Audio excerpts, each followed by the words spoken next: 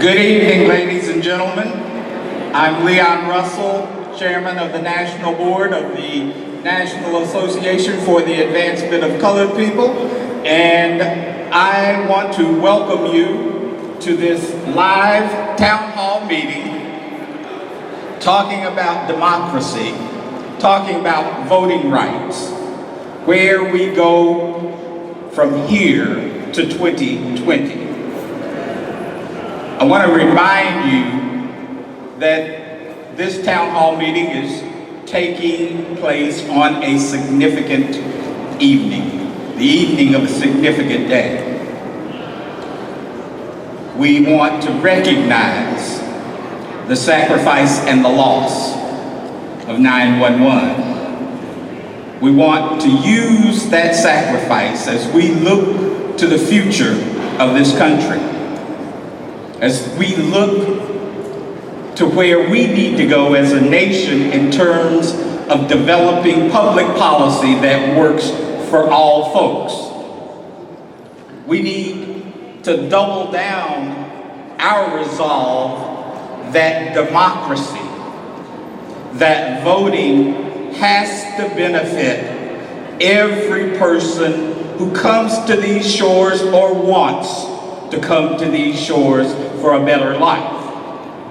We have to renew the spirit of America that does say, give me your poor, your wretched folks. We have to remember that we are the nation that must set the example for the rest of the world. We do that when we vote.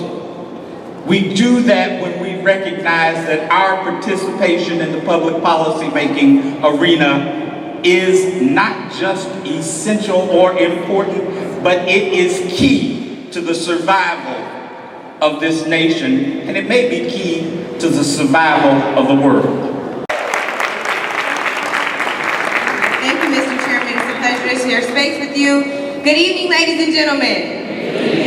It's a joy to be here in this room. I am thrilled to be having, in concert with the oldest civil rights organization in the country, the NAACP, which does the work for all of us, even when we don't know it. Let's give it a hand for the NAACP.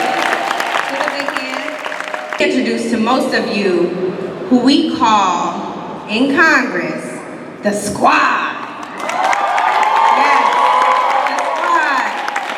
And so first up, we have Rashida Tlaib, the Congresswoman from the great state of Michigan, representing the 13th District.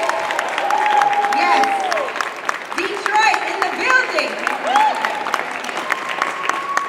I think she's sitting right here. Is that fine? We're taking that seat? Yes, great. And praise the Lord, can we get the audio right? Was that you in the pink hat messing with my audio? I see you hiding behind that camera. All right. Next up, we have my good friend from the great state of Minnesota, representing the 5th District. That is Congresswoman IIan Oman. I must be doing this out of order. That's okay, we're going to get there. And also, another good friend of mine. She is so powerful when she speaks. You'll hear more from her in just a moment. The Congresswoman from the great state of Massachusetts, 7th District, Congresswoman Ayanna Pressley.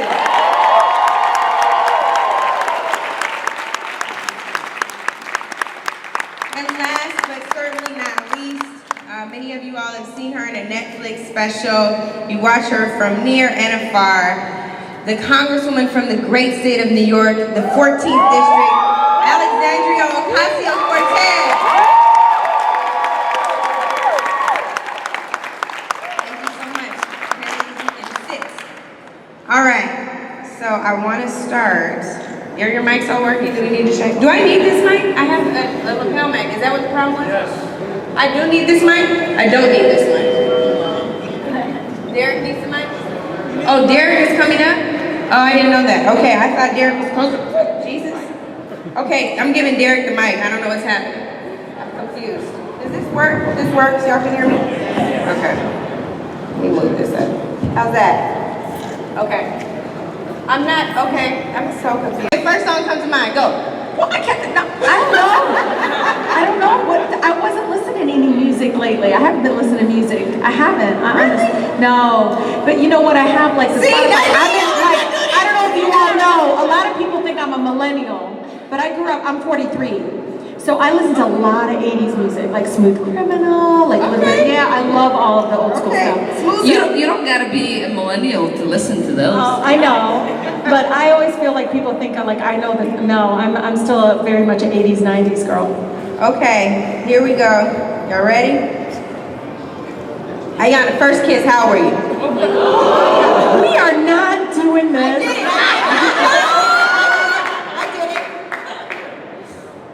I'm completely fine with that because, you know, all right, I was eighth grade. Eighth grade. His name was Paul. Oh! Oh, Ayanna, don't do it to Paul. He had freckles. He also dumped me. Don't feel bad, they all come into those DMs now, but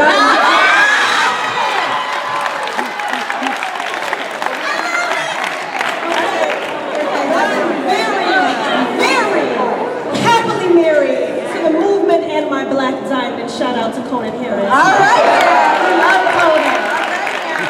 This is a tough group to do rapid fire with, but let me see. Okay. Ilhan, what show would you binge watch? Right now or? Yep, that's fine. Oh, okay. Blacklist. Blacklist. Okay, all right. I don't know how. I like things that are just too much, because my life's too much. Okay. Helps me cope. Alexandria, running shoes or stilettos? Stilettos. Stilettos. I should put my running shoes on more though. Okay, last one is gonna be a wild card. I'm going back to Rashida because she cheated. Uber or Lyft? Uber or Lyft? Lyft. All right, Lyft. All right, we're getting into it. I'll start with you, Rashida. You know, I think a lot of people know this. When you think about running for office, there's, you know, people say, go talk to this person, go talk to the party, go talk to these kind of, what we call establishments, or some of these systems. Gatekeepers. Or say systems in place. But I remember when I decided to run Congress specifically, or even State House, you know, I was specifically told it's not your turn. And I said, well, I didn't know there was a line or something like, no, really, I didn't know there was a line. No one could really tell me why. But one of the things that I think is really critically important is like more people like us, people in this audience, some of us regular people don't running for office, and I think that is some of the, reasons that it's so broken now. Majority of my colleagues are millionaires. You know, they're in an income bracket that's so completely disconnected with the American people. And I think as a person that was running, especially in, you know, Wayne County and Michigan and Detroit, one of the things that I kept hearing door to door is, are you going to be one of those Democrats that sells out? Or are you going to, you know, are you not going to push back? And so when I decided to do this, I said, I'm not going to take corporate PAC money. I'm going to do this door to door. I'm going to talk to people on a human level, like what is going on in our communities, in our neighborhoods, and really try to develop that and through human contact. So when people say to you, you got to go here, you got to get these endorsements, I can tell you, I didn't get those kind of endorsements. When I was running for Congress, I did kind of endorsements that you see, you know, when people run for office. But I got people that believed in the message that no one deserves this kind of corporate assault on working families, this feeling of oppression and just, you know, othering that continues to happen with policy all the time. And so I can always tell you, be your authentic self. We talked about this, be unapologetically yourself. People to this day, you know, I'm never gonna be your polished politician. I'm not gonna be perfect. I'm not gonna dress a certain way. I'm not gonna, you know, all of those things. That doesn't matter. People are hungry for just realness. And when you want to run, you put yourself out there. Don't get swallowed up in how it was done before. Do it your way. And people love that. They'll embrace you for it. Yeah, no. Excellent point. And I think first of all, we're coming into an election year, and people love to talk about, you know, and we hear it in not just pundits, but consultants, etc., discussing about Black women's votes. And I think we need to talk about Black women's agenda more, because these often don't translate. The priority that we see in elections doesn't translate enough into the legislation and the priorities that we have as an agenda in Congress. And so I think we need to just take that power that we have, all of us as an electorate, and demand the conversations to be centered, as important as any other conversation that we have. But that being said, I think that there are a lot of institutions in my backyard. There was no way that our local established Democratic Party was going to endorse me. It just wasn't going to happen. And a lot of the way these institutions work is through a carrot and a stick, is making you believe that you have a chance. And what I think we have to do is to find our way, find our path, and to accept it. We don't have to ask for anyone's permission. We don't need to jump through any hoops. You need to build your coalition yourself. Don't rely on anybody else's. Don't knock on anyone's door. We gotta build our own house. And that's what I think our path is. Like, we don't have to ask. We have so many tools right now that money used to be the gatekeeper for. You know, digital tools have completely blown open the door on organizing. So you don't need to rely on knowing this one guy who has a connection to a building. You can go into that building yourself.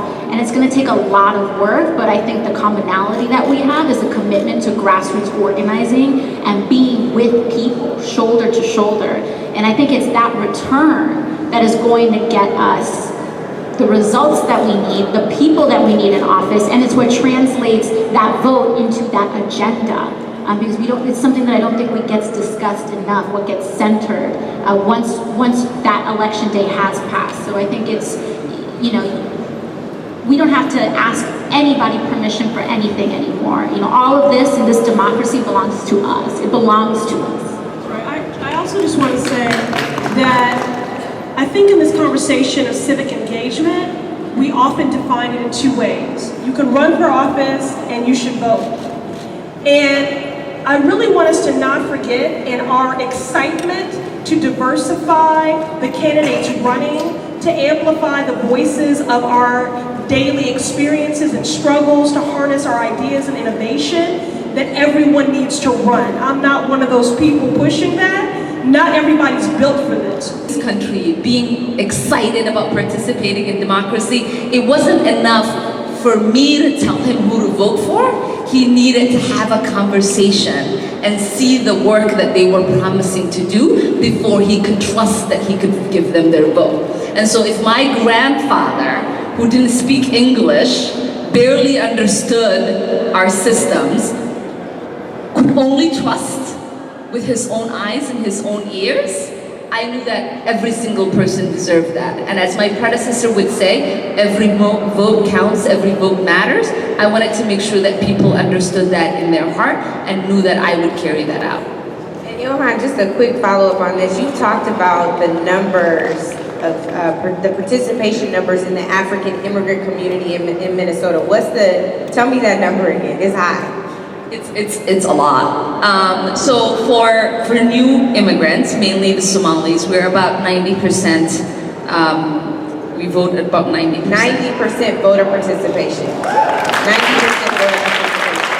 But I want to caveat that, right? Because people hear that and they think like somebody like me has gotten elected because the Somalis voted for me. That's not my point at all. Right? It's to give us hope, because we need to figure out how we're going to engage Black folks at the same rate. We share some of the same DNA, y'all. So we can turn out at 90%, but what is the pathway to get there? Yeah, I mean, and the pathway was that because there is the easy assumption, right? That you see me as a Somali person, you must cast your ballot. That is the way they engage us, right? That's why they think you need the Black friend, you need the Latino friend. Like, who is this community going to listen to? What does the pastor say? But that's not the number one motivating factor for people. You gotta treat them as equal. You got to have a conversation with them. And so for the Somali community, as much as I love them and they love me, they were not excited about voting for a first to be a female. And so I got about 5% of their vote, both when I ran for the state house and on my way to Congress. Because unfortunately, both of those times, there was a Somali male in my primary race, right? Alongside everyone else who was running. And so to our community, whether they are Latinos, whether they are the LGBTQ community, whether it is, you're talking to a Bangladeshi community, it doesn't matter, right? You have to make sure that you are engaging them, understanding where their interest is, and devoting proper resources. So although I knew deep down in my heart, right, that they had a long way to go before they could accept someone like me could be their history-making person, I knew that every single day was important for them to be at the table and for people to go to their doors talking to them about why they needed to come out vote, even though I knew they weren't going to vote for me, because the power that is within our vote is too powerful to waste. Rashida, yes, thank you so much. I never knew the second part of Ilhan's story, and for me it's like, man, this great voter participation number from her community, but then to have that same voter participation number work against her efforts. Talk about what it's like when you ran from a majority black district in Detroit, and I always like to tell people. the mic is not working again, son. Thanks, sis. We always got each other's back. I always tell people, I was born and raised in Detroit, the most beautiful, blackest city in the country. And I'll tell you, every corner is a reminder of the civil rights movement. I mean, we birthed movements. And one of the things that when Sister Ilhan was talking about just like the big, huge turnout, we expected about 60,000 people to come out and vote in the last election, non-presidential election. We had a 40% increase. And people thought, oh, well, it must be, the Muslim community. It must be this community. And when I looked, it was majority African-American women over age of 50 years old that came out in droves and made history and again, electing the first Muslim woman, electing a Palestinian woman. But the thing about our community is we birth movements. And one of the things for me is that I did always have to outwork it. Because sometimes those identifiers are the things that maybe shut down conversations. But then I just went door to door. You have no idea. I mean, people know me as the girl with the Post-it notes, and I went door to door and got connected with people all the time. We did 55,000 doors. And people remember me as, oh my God, you're the one that took on that billionaire that tried to build a bridge without a permit. Oh, you're the one who took on the Koch brothers. So I did it through action, where people can see that I wasn't gonna push back and say, okay, well, when development comes in, it's okay, and we're gonna create these jobs. No. I learned from my black teachers in Detroit public schools, that is a form of oppression and gentrification that moves out my residents. I'm not gonna look away. And so for a very long time, even watching my mother, who still has this heavy accent, she would be whispering, and it would be the mother down the street, because they're mothers in Detroit, like all down the street. That one mother, I remember her saying to my mom, speak up, they need to hear you. And so for me, I was raised so rooted in the community and part of who I am, but at the same time, I will always surround myself with, black folks that have understand the trauma of being black in America. Like, I'm not gonna pretend I have to surround myself with people that lens.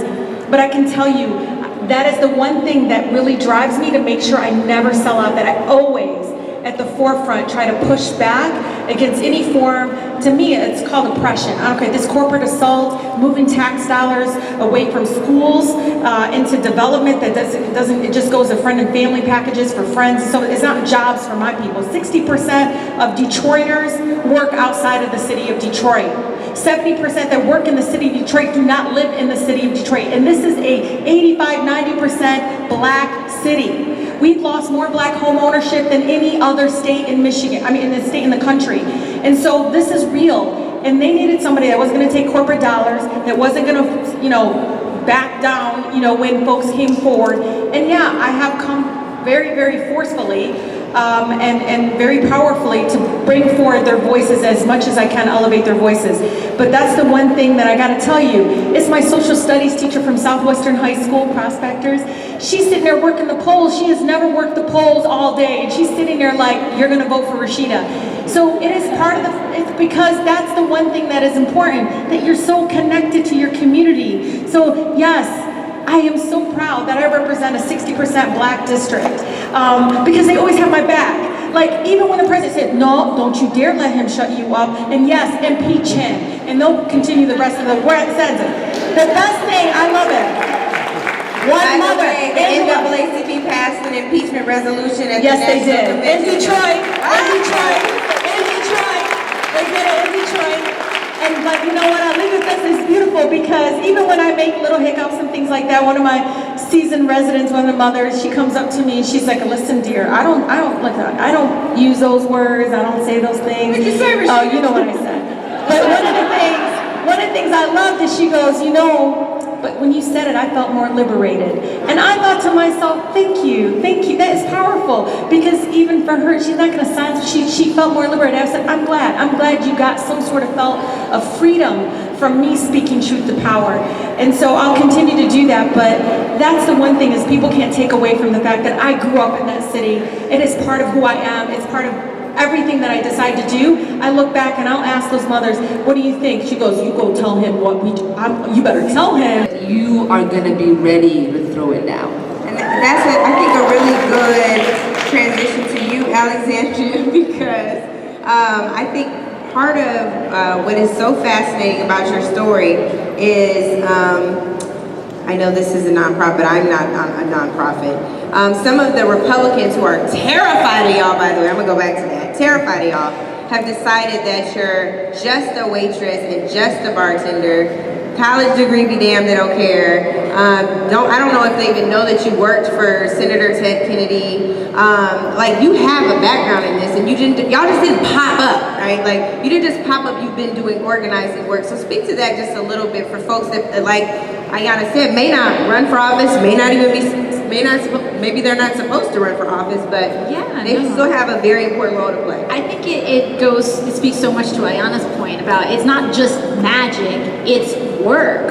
And years of work has gone into being able to build a coalition that can make history, overturn a multi-decade political machine. Like, that didn't just happen. But of course, as usual, the work and the organizing work of women of color have been erased. And so when it happens, we don't see it. And then when it makes change, it's like, this is magic. It's not magic, it's work, just like Ayanna said. And so before I entered Congress, yes, I was a waitress and I was a bartender. I was working to help, I was working multiple jobs to help my family prevent foreclosure, but I also was a community organizer. I was an educational director with the National Hispanic Institute, educating thousands of youth in leadership skills nationwide. I had interned for Senator Ted Kennedy. I had worked with various social enterprises and how we actually build. Can tell me about things like sexual harassment.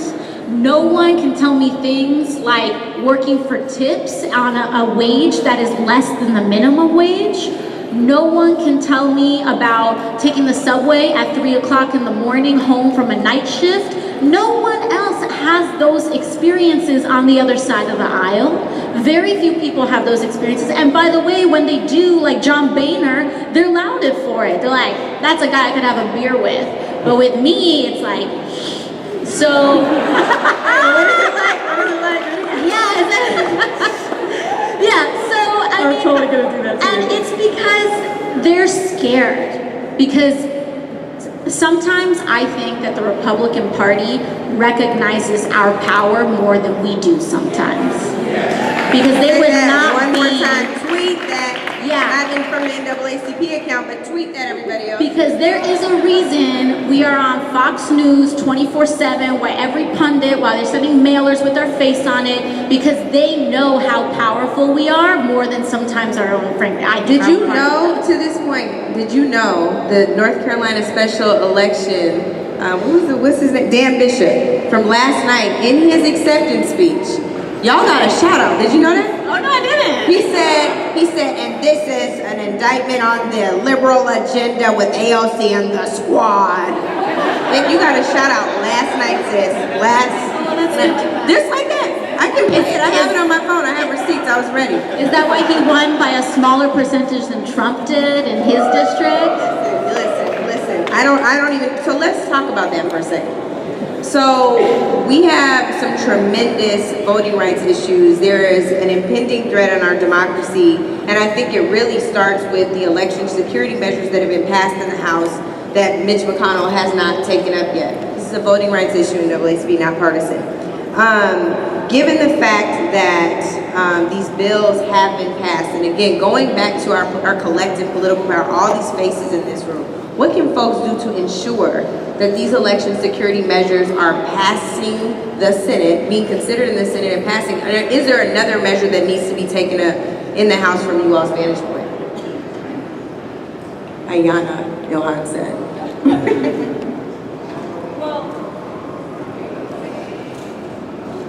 Here we go. You got it? Okay. First, I just want to say, in this Democratic majority Congress, we have been doing our job. And our work has been directly informed by the people. And so not only did we come in with an agenda that was informed by the people that we met and built in coalition with, when that person says that his victory is an indictment against the squad, first of all, the squad is all of y'all. That's right.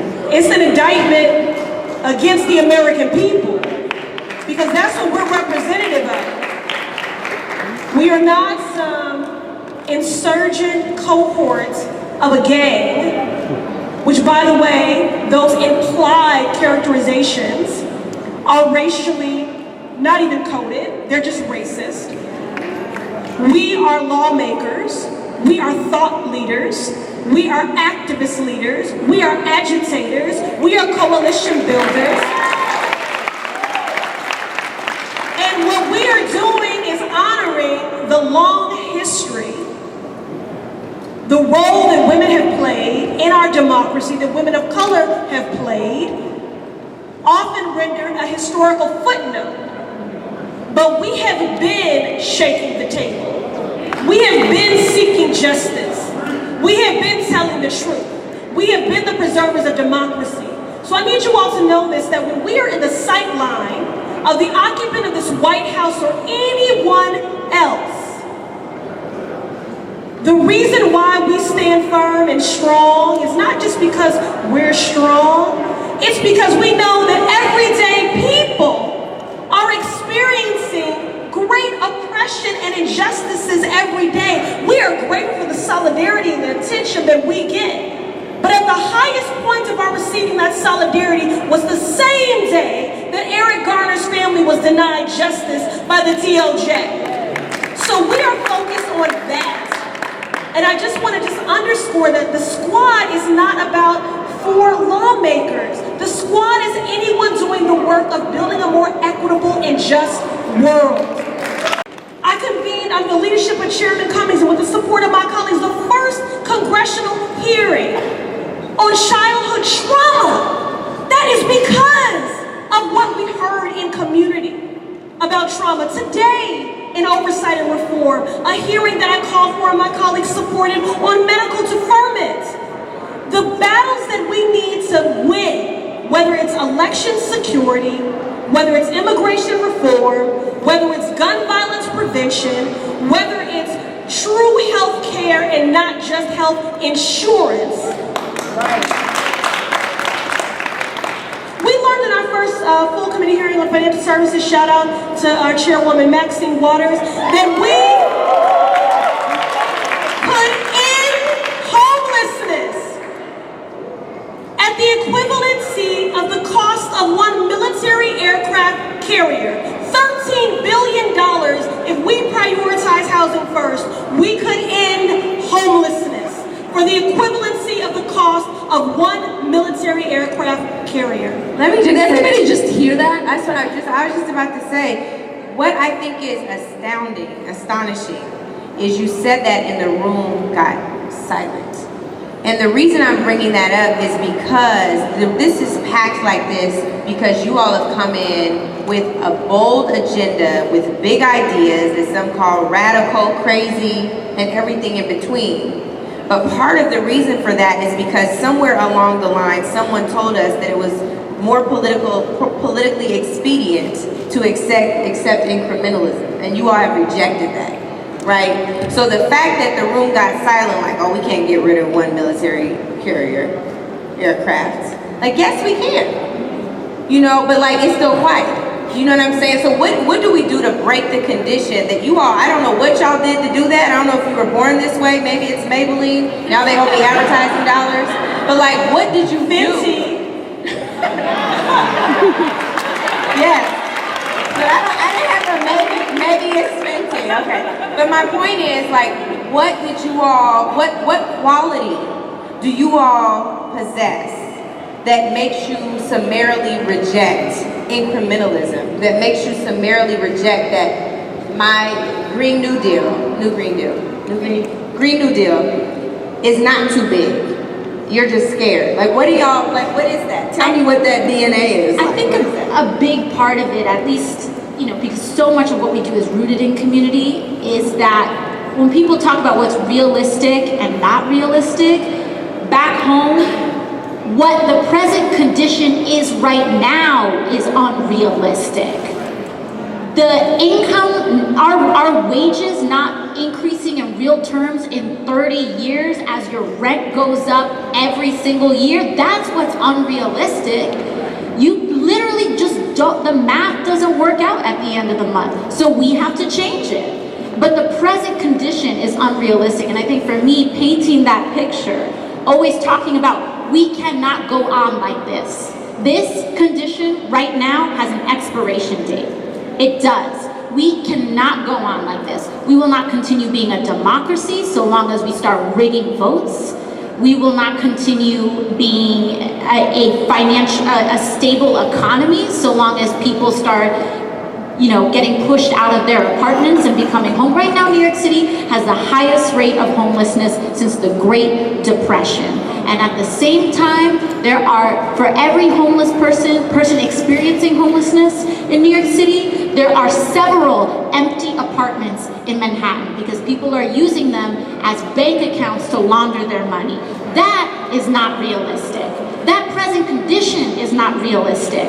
And when it comes to climate change, what is not realistic is not responding to the crisis not responding with a solution on the scale of the crisis. Because what's not realistic is Miami not existing in a few years. That's not realistic. So we need to be realistic about the problem, which we have not been.